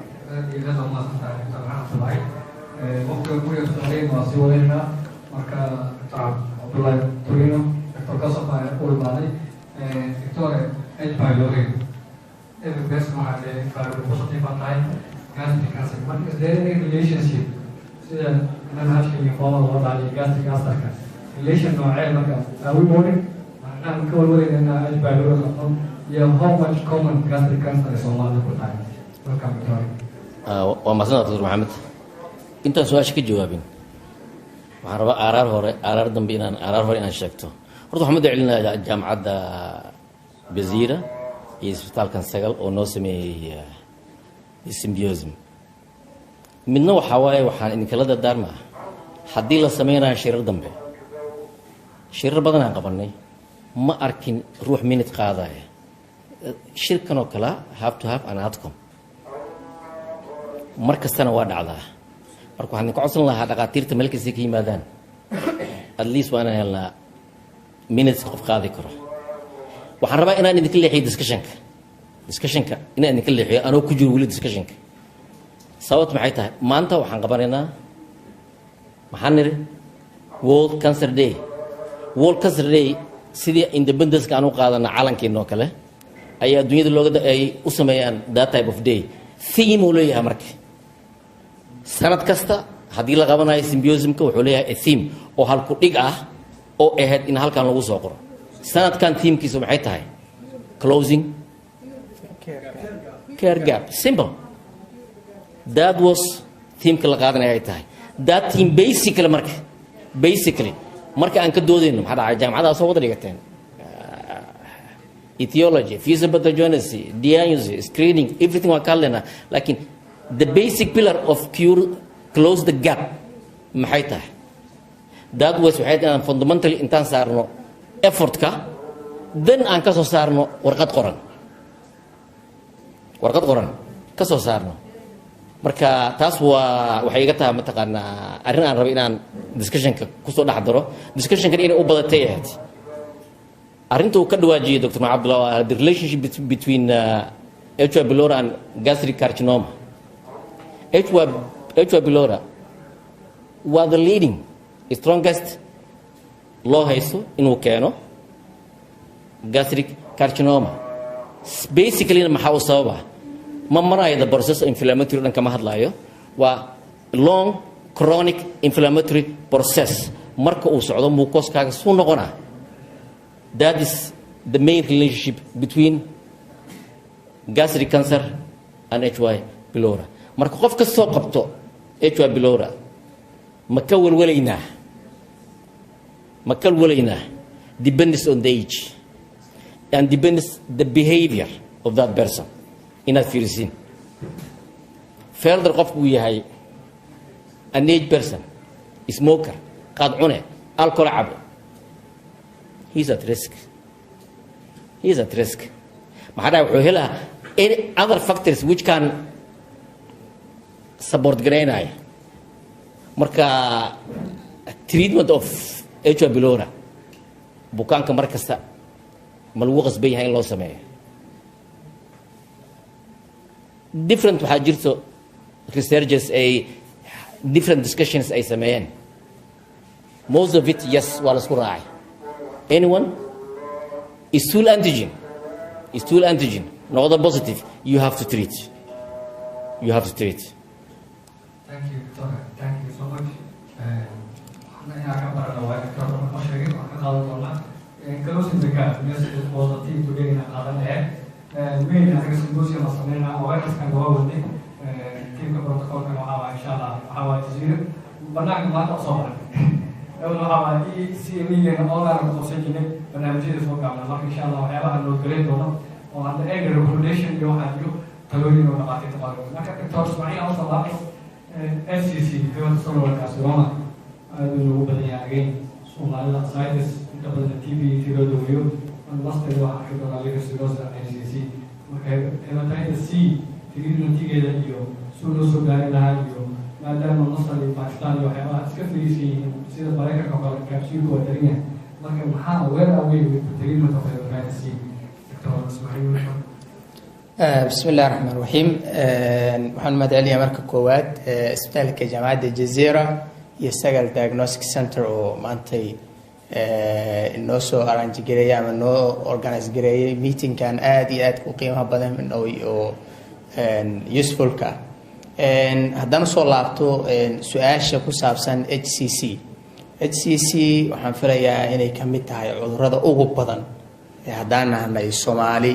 nagu dhaco waxaa la yiraahdaa deetada markaa fiirinaysid kansarka HCC meelaha ugu badan ee laga helo waa Asia iyo East Africa labada sababta loo dhaco wax kale ma ahan waxa common ku ah chronic hepatitis B virus Dr. Turina wuxuu ka dhawaajiyay oo oraah aad muhiim ah oo ah teamka close the gap care the gap ta waxa way waa prevention kiina helno halkan waxa soo fariistay colleagues aad u badan ay ugu horeeyaan colleagues ka Gyna Obis teamka ama colleagues ku shaqeeyo any pregnant lady must be screened for hepatitis B and C haddii B ay positive noqoto C iyo HIV na waa inay raacdaa taa maxay anfacaysaa waxay anfacaysaa mustaqbalka canuga dhali doonto oo ah in canugaas maalinta uu dhalanayo dhakhtarada diyaarinayso dhakhtarka caruurta oo qaabili doono oo u diyaariyo vaccinationki iyo hepatitis B immunoglobulins within 12 hours taas maxay badbaadi doontaa boqolaal chronicity oo nagu keenay hepatitis B kabacdin oo nagu keenayo in HCC iyo masaa'ibta ka badneed oo keeno sida ognahay hepatitis B viruska waa markaan dhiganayna pathogenesis waxaan dhahnaa waa oncogenic virus wuxuu ku dhagan yahay hepatocyte DNA uu ku dhagan yahay so that you can't separate so sida hepatitis C oo maanta dawo loo helo curable ah 99% maahan still waxa waaye wuxuu leeyahay guidelines recommended management oo ah haddii la helo shuruudo tirsan sida liver injury imisuu leeyahay oo ALT lagu cabiraayo ayadoo DNA levelka meequu leeyahay ayadoo guidelines kala duwan easy ama asal ay yihiin ayadoo la fiirinayo waxa loo yaqaano pathology-ga liver biopsy laakiin hadda waxaa soo baxa wax ka fiican oo non invasive ood ku ogaan kartid grade of hepatic fibrosis oo ah fibroscan oo very simple non invasive test ah hadda alxamdulillah waxaan malaynayaa Soomaaliya waa la keenay oo hadda center ku shaqeeyo oo keenayo dadka dad badan nasar laakiin isoogay gaabkaas marka haddii aan helno early prevention oo ah in hooyo kasta la ogaado cunugeedana la tallaalo qof kastaana aan ku recommend garayno inuu qaato tallaalka hepatitis B viruska complete hadda waxaa yaraanaya HCC-ga ay noo keentay hepatitis B waxyaabaha noo soo labeeyo annaga Soomaali haddaanayna C iyo waxaa ka mid ah non alcoholic fatty liver annaga alcoholic manina alxamdulillah uma badno laakiin non alcoholic ultrasound kastoo la diro waxaan u malaynayaa every 5 ultrasound mid ka mid wuxuu leeyahay pride liver ayaga fatty liver soo qoran which is a pride liver ultrasound is a descriptive marka taana waxay keenaysaa haddii qofka aan laga daweynin inuu non-alcoholic fatty liver, NASH noqdo, kabacdi fibrosis, kabacdi HCC. sida C ma nagu badan tahay, naguma badno, laakiin waa aragnaa mar kasta. Soomaalida annaga waxyaabo badan iska kahay qardala jiro oo ah qofkii C positive noqdo, C antibody aan ka baarnaa. sida antibody qofka marka ka baartid, you have to confirm oo ah inaan PCR test u dirno, we have to know the viral load ka imisu leeyahay qofkaas. marka ka bacdi aan go'aan ku gaarno haddii viral loadkiisa uu yahay positive more than 15 oo noqdo, you have to treat. sadartida curable waaye, dawooyin wuxuu leeyahay casri ah oo hadda adduunka kusoo biiray sanadihii ugu dambeeyey, laakiin hadda wadamo badan oo Egypt ay ka mid tahay, India, Pakistan ay si free ah ay ku sameeyeen mass and test and treatment oo ah dadkooda dhan inay ka daweeyeen. Okay, su-aashu waxay tahay qof kastoo hepatitis C laga daweeyo oo ama ha noqdo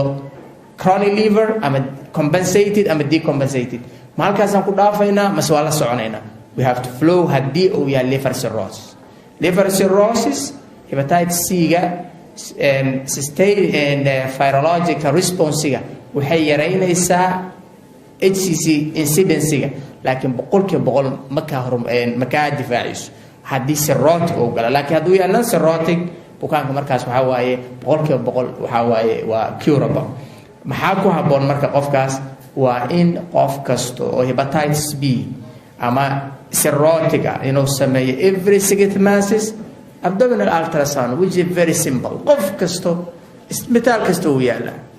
and plus or minus alpha fetoprotein. Thank you, Dr. Ismail. So waqti waan sii xiriirinayaa su-aashana kala sii gelaynaa. Dr. Alhamdulillah kusoo laabtay. Doctor, hematological, oncological emergencies. qofkii ka soo qabaa xitaa hadduu tababashashan ah dibadda aadi lahaa waxyaaba emergency aan jiro, pulmonary embolism, severe pleural effusion oo qofkii disneyada hypoxia u dhiman karo, qofkii upper GIRD, lower GIRD, waxyaabahaas maxaa kasii samayn karnaa qofkii xogaha kasi haysto sii bixi lahaa? What can we do for these people? Oncological emergencies maxaa ka sameynaa? haddii leukemia yimaadaan fever viscosity iyo leukostasis, inkastoo leukostasis leukostasis wala badan baahan tahay. What can we do for this patient or hematological emergency? Unluckily, hematological emergencies ama waa doctor soo sheegay waa advanced, laakiin waxyaabaha kale oo aan sameyn karno simple procedureska haddana qofka emergency gelinayo ama esophageal cancer ha noqdo ama other cancers ka noqdaano. For example ahaan esophageal cancer siduu doctor sheegay GI bleeding-ka markii laga hadlaayo, markuu esophageal cancer keeno, protocolka GI bleeding-ka badanaa way ka duwan tahay, because meesha waxaa yaalo lesion oo bleeding sameynayo oo hypervascular oo yani wax badan u baahan. wax u baahana qofkaas resuscitation iyo IV fluid iyo blood transfusion iyo waxyaabahaas loo sameeyo. waxaa ka mid ah waxyaabaha kale oo aad u keenay airway obstruction, maadaama esophaguska u dhowdahay trachea iyo ama tracheoesophageal fistula, waxyaabaha aad loo arkay ka mid tahay oo aspiration pneumonia waxyaabahaas keenay. dabcan markaas oo kale tracheostomy iyo in loo sameeyo airway-gi loo raadiyay ka mid tahay. waxyaabaha aadka muhiimka waxa waaye nutrition balance-ga in la ilaaliyo, ama gastric tube ha loo sameeyo ama ha loo sameeyo total parenteral nutrition ha la siiyo si qofkii markaa uu ugu sii noolaado. waxyaabaha ugu badan ee aad emergency-ga waa nutritional imbalance inuu dhaco aad u badan. waxaa kaloo ka mid ah waxyaabaha hypercalcemia iyo waxyaabahaas oo ka mid ah dabcan ayagana waxay leeyihiin protocol kale loo raaco, ama IV fluid hala siiyo, diuretics hala siiyo calcitonin wixii la mid ah. waxyaabahaas oo dhan marka ayagana waa lagu daaweyn karaa. intaas ayaan u malaynaya waxyaaba muhiimsan.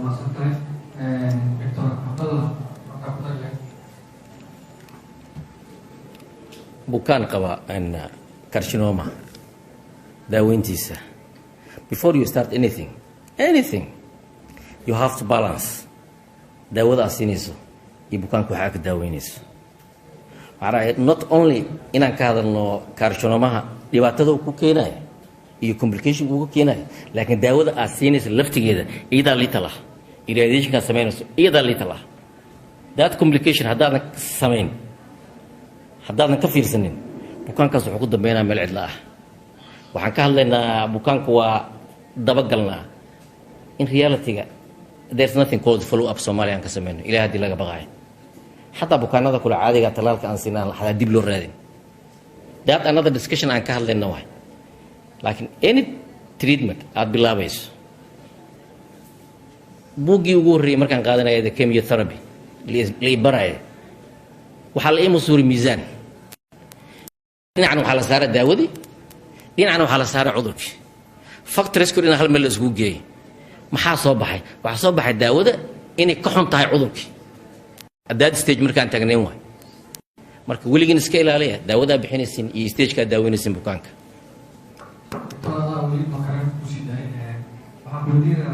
waxaa jiro adduunka marmara waxaa soo saaraa daawada contaminated noqotay metformin maraa laga hadlaya zentega laga hadlay annaga contaminationkaas intaan gaarin daawooyinka caadiga risk factor kasnadada soo badanayo mase diagnostic toolkii fiicnaaday oo kasnadada saasa loo arkoya mase disease macnaha daawooyinkan macsan oo daawooyinkan la qaadanaya waxyaabaha risk factor ku jiro waxyaabaha hadda sahlay inaan ogaano kansarka maxay tahay waxaa soo badatay systemkii caafimaadkaa hormaray diagnostic toolskeeniyaa hormaray taasaa keentay noo sahashay inaan ogaano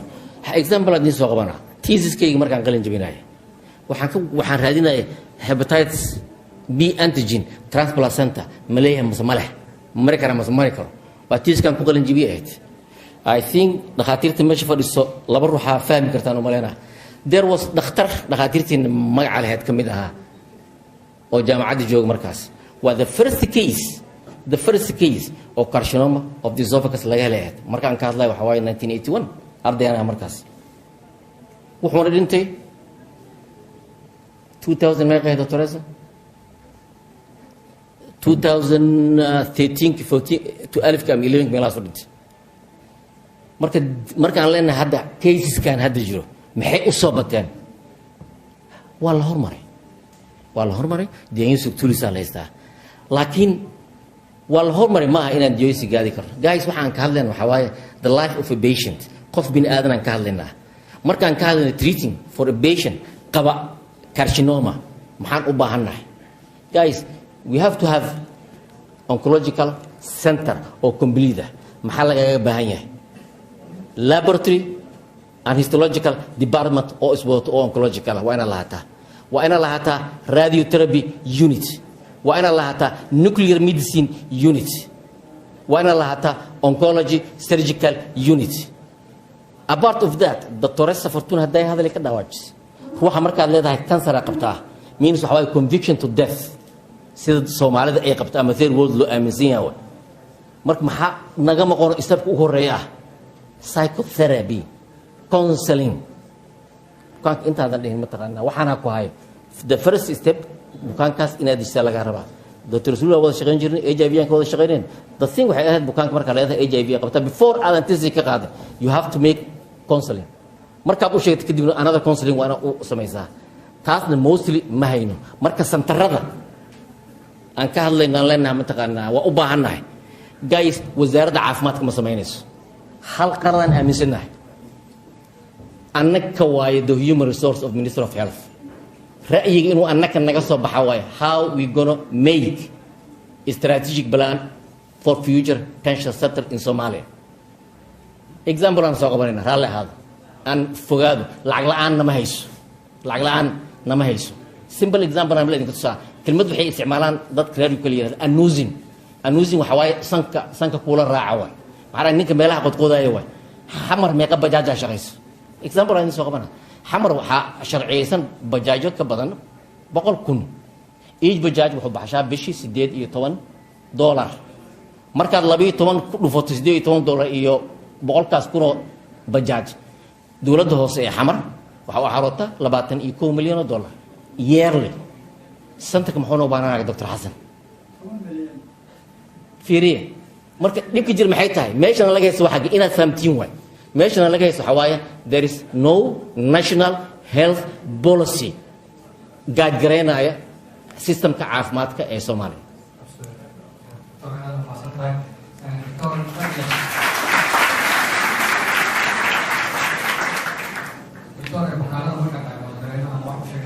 aadaan weerarka dibadda dhinaca kale inay wadanka guuriga ma jiraan dhakhtar isbitaalka la xiriiro and why they prefer that countries.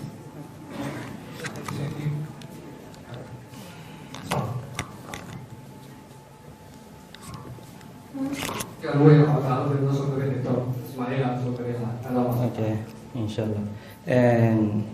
hadalka Dr. Ismaaciil aan hal xabad u darsanaha waa HCC la xiriiray waxa waaye risk factorska ah inta BEC ah marka cilmi baarisada la sameynayo waxa soo baxayso other testiye kale ama other risk factors kale inay jiraan oo ka baxsan inta BEC ah waayadan dambe waxa la arkayay waxa anaga ugu badan laakiin research la sameeyay wadamadan dariska ka qaasatan Ethiopia qaasatan dhulkan Oromiyada ilaa laga imaanaa Soomaalida waxaa jiro risk factor oo ayantan soo daahiray oo u keenayo qofka corona hepatitis-ka jabacada cirrhosis-ka jabacada noo dhow liver cancer-ka keenaya HCC keenaya taasna waxa waaye qaad induced liver hepatitis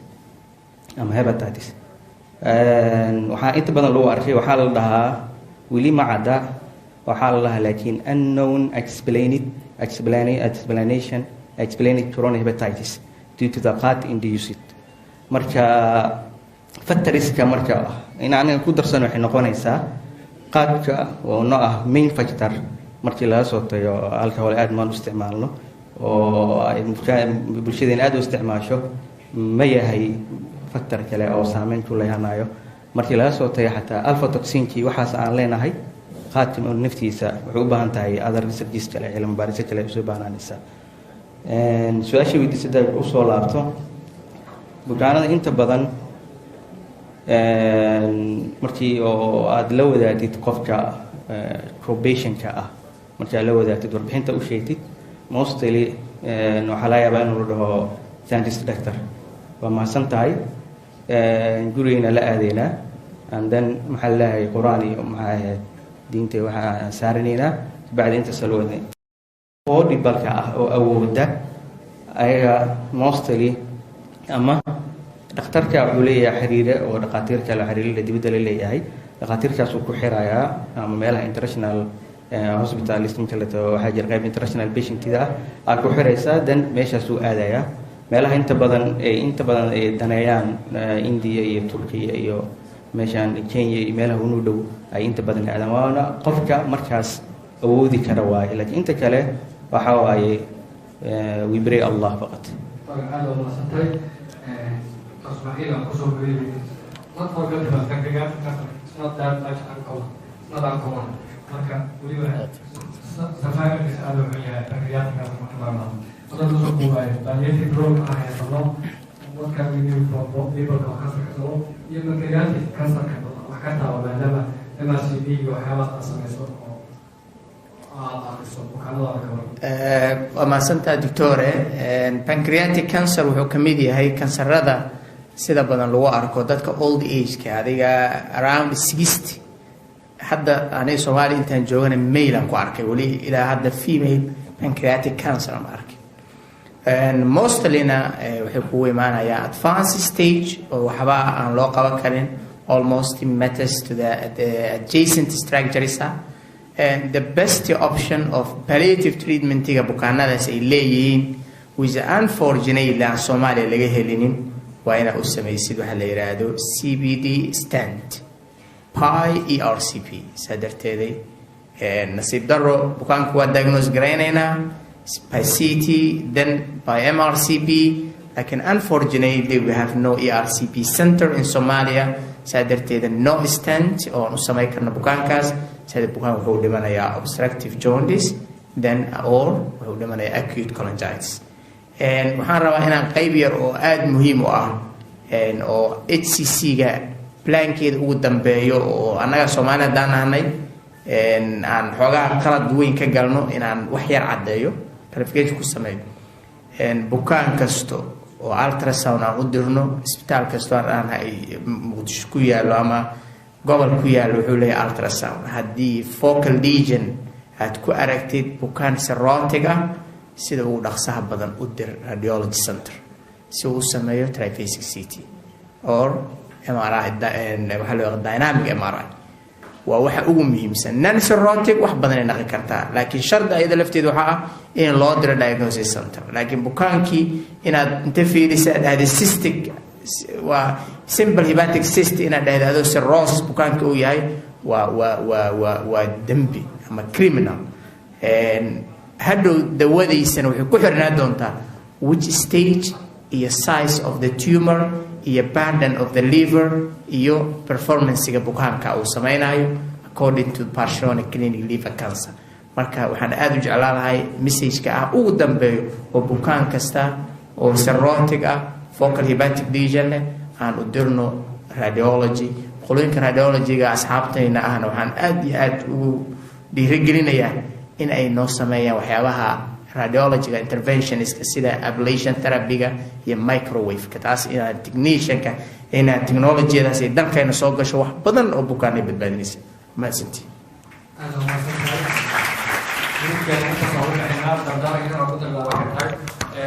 magaalada xawga isbitaal wala heeraysa isbitaal cusub in la furo muhiim maahan weliba dadka xogaa jeebka weyn leh waxaa ku baasgareyn lahaa santarkaas isbitaal dadka magaalada ugu jeebka weyn marka yaa dhiman macnaha isbitaal iska furnahay maxaa dhiman speciality dhiman hadda aan la heli lahayn oncology center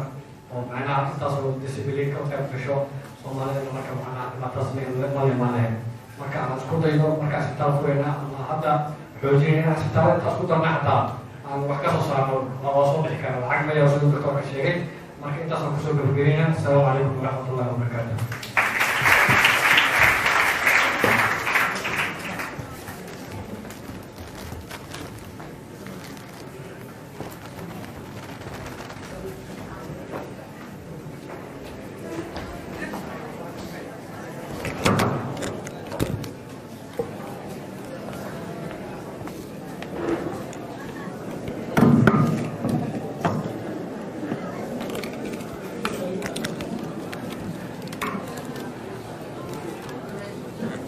aad iyo aad ay u mahadsan yihiin dhaqaatiirta sharafta leh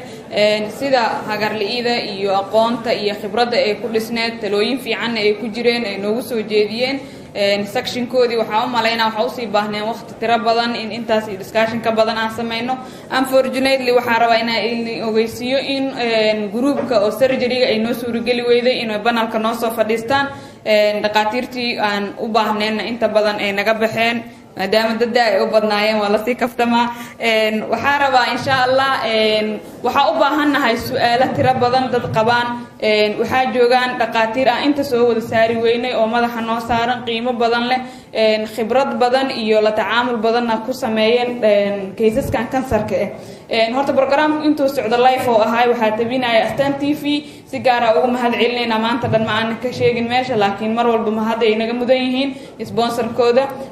waxaa jireen commentiyo badan oo dadka facebook ay dhigayeen oo ay ugu badneed ay ahayd terminology-ga lagu hadlaayo mostly wuxuu u binaay medical terminology luuqadda lagu sheegayo wax ama lagu sharxayana waxay u badneed english waa sii kaftamaa ma ogi inay xadaaro tahay in luuqadda englishka lagu hadlo laakiin dadkeena aqoon-yahanka ah ama wax barta waa luuqadii koowaad ay u noqotay englishka waxaa laga yaabaa laba mar markaa qof caadi guriga xataa kula sheekaysta in lagu hadlo laakiin waxaa soo jeedinaynaa programka su-aalaha haddiiba hadda su-aalo imaatay oo laga yaabo in bulsharayda nagu jirto oo laga yaabo su-aalihii qaar facebook inaan dadkii aan weydiino dhaqaatiirtii in sharaxaada laga dhigo sharaxaad qof kasta oo fahmi karo oo ah even uneducated taasa waxaa ka codsanaa dhaqaatiirta su-aalaha ka jawaabi doonto inay saas noo sameeyaan insha allah su-aalaha way noo furan yihiin marka hore waxaa rabaa inaan ku hormariyo dhakhtar walbo inta fadhiyo oo aanan mimbarka korin ama su-aal amase commenti qabo inay marka koowaad aan kusoo dhaweyn kadibna shacabka iyo kasoo qaybgal su-aalaha u furno waqtiga noo dhimasaa uga faa'iidaysanana waxaan rajeynaa su-aashii marba aanan qof mar kaleeto oo kusoo celinin kadibna waxyaabaha ugu muhiimsan iyo gunaanadka aan galno soo dhawaada dhakhtarkii su-aal qabo ama comment ama suggestion waxaan leeyahay soo dhawaada dadka baxeen waxaan rajeynaa wax yaraa noo dhiman atixiyaadka inaanan insha allah aan ugu ciyaarin wax yarkaa noo dhiman aan isla sugno waa soo dhaweynaa dhaqaatiir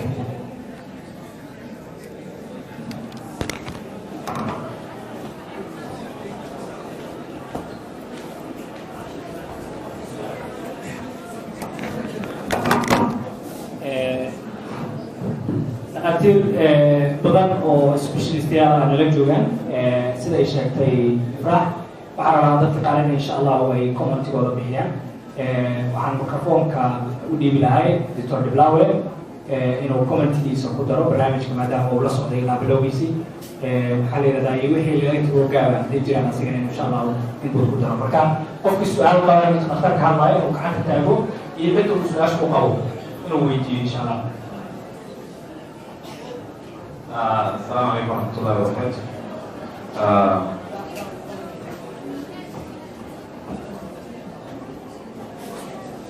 وما كنت دكتور سؤالي كيف كمان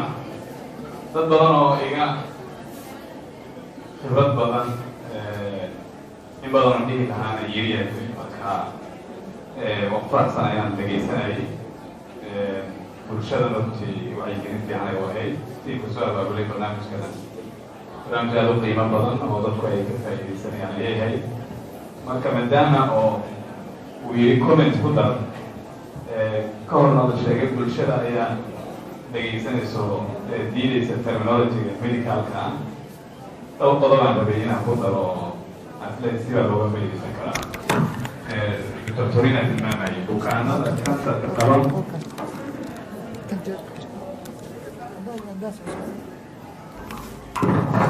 bukaanada oo kansariska qaba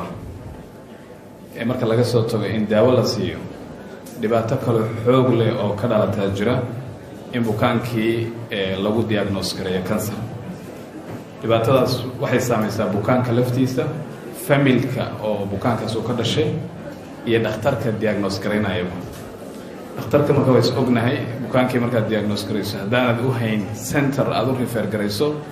waxaad dareemaysaa runtii kind of punishment xanuun badanaa ku qabanaya adiga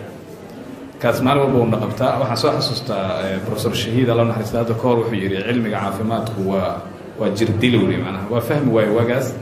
laakiin haddaan arkaa maxaa yeele bukaankii aad arkaysaa waxaad u sheegto mataqaana dhaqaalana ma haysto marka aaday runtii u xanuun badan tahay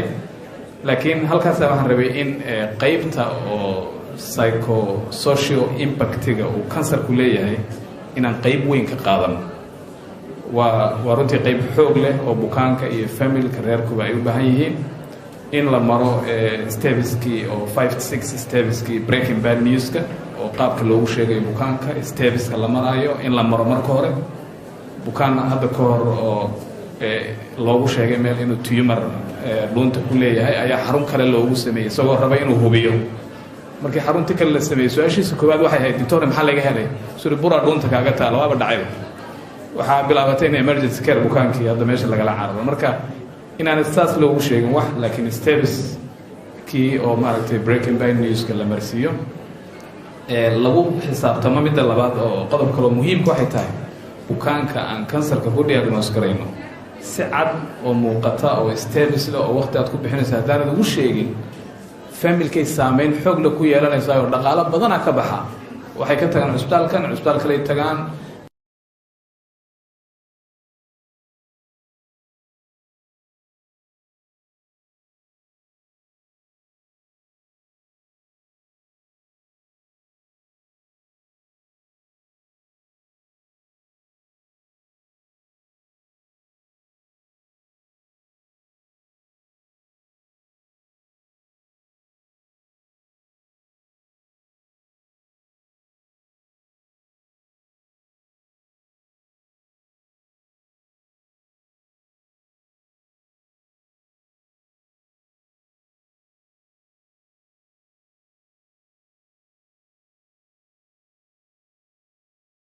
waxaa laga keenay meel dhaweyd ka qaadanaysa 3 bilood IV nutrition wax dhuunta ay ka qabtaan aanay jirin kaliya cuntada cuni weysay waxay u bilaabeen IV total bilateral nutrition meeqa complication ka dhalan kara infections ka dhalan kara hypo and hyperglycemia ka dhalan kara thrombosis ka iman kara renal failure ka iman kara you know waa adiga waxaad bypass garaynaysaa GIT xaruntii u dhacaysa so inaan misuse ka noocaasna waxay ka heleen kulli direction ka dhakhaatiirta iyaguna way ku darsadeen marka in oo business hadda noqotay aad loo isticmaalaa hadda ogtiin marka waxaan ku tirin lahaa iyadana in oo bukaanka hadduu qabo GIT tumor especially esophageal tumor waxaan aada ugu rafaadaa inaan ka dhaadhiciyo inay u baahan yihiin gastric muxuu ahayey tube in loo geliyo uu nutritionka meesha ka qaato oo muxuu ahayey haddii markaas dabcan ay wada occlusionku esophagus wada xiran yahay looma samayn karo percutaneous endoscopic gastrostomy laakiin surgical gastric tube loo samay si feeding ugu qaato bukaanaa joogay waxaan kusoo gabagabaynaa 3 bilood uu esophageal tumor qabay uu lahaa wuxuu diyaarsanayay fiisu raadinayay wuxuu noqday weight badanaa ka dhacay cactic ayuu noqday xataa aspiration badan oo dhacay wuxuu yeeshay respiratory infection xoog leh oo isbitaallo badan loo seexiyey because of the respiratory infection aspiration pneumonia at the end of the day wuxuu diidanaa total parental nutrition uu ku noolaa wuxuu diidanaa intaas in loo sameeyo gastrostomy wuxuu tegay Turk Istanbul markuu tegay waxay yiraahdeen adigu maalanta tallaabadii koowaad ee loo tashan waxa la galay gastrostomy intaan loo bilaabin daawadii saxda ah then waxa loo bilaabay chemotherapy fortunately anoo Istanbul jooga nin iga daba cararayo afku duuban yahay arkay ama masaajid soo socdo duhur ahayd marka waxaan ningan wax ku weydiisanaya waa umaleynaa go is diagnosis may taqaanaa soo bilaab may dhakhtarkayga tahay ninkii noocaas ah runtii markaan arkay aad ugu farxay soo healing sameeyay laakiin marka aniga ila hadlaayo after 4 months waaye wali waxa ku jira gastric looma ogolaan wali inuu feeding oral kale marka inaan bukaanada annaga aan barno in feeding gastric tube uu muhiim yahay inaan barin total parental nutrition oo hadda aad moodo I don't know hadduu ninka keena hadduu meesha fadhiyo iyaga xanaaqay laakiin waa toxic dadkay dilaysaa yaan loo isticmaalay misuse badan waa mahadsantiin wasalaamu calaykum thank you dhaqaatiir badan oo specialistayaal ah oo kalena la joogaan aan wajiyadooda arkayo doctoresa waxaana la joogto Faisa Arab oo infectious disease and tropical disease specialist ah Ramla Dr. Amin aan kusoo dhaweey lahay oo commentiga qabanahay qofkii kale oo insha Allah iyo hal su'aal oo dhoodi kada laga taagay Dr. Amin commentigiisa isna dhageysano insha Allah adigana su'aal Soomaa okay hay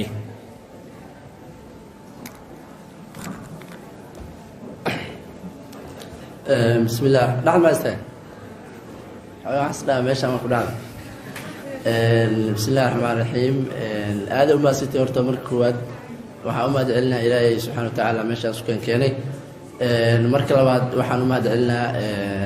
isbitaalka Jazeera Hospital jaamacadda Jazeera Hospital iyo Sagal Pathology Center oo barnaamijkan quruxda badan soo qabanqaabisay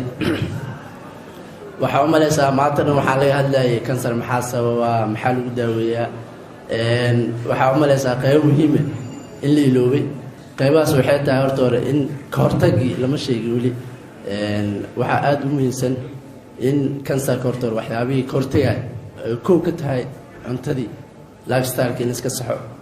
maxaa yeelay cudur oo dhan wuxuu ka bilowdaa caloosha ka bilowda nabigeena calayhi salaatu wasalaam wuu noo sheegay wuxuuna dhahay macnaha caloosha waxaa loogu talagalay qaybna cuntada in la geliyo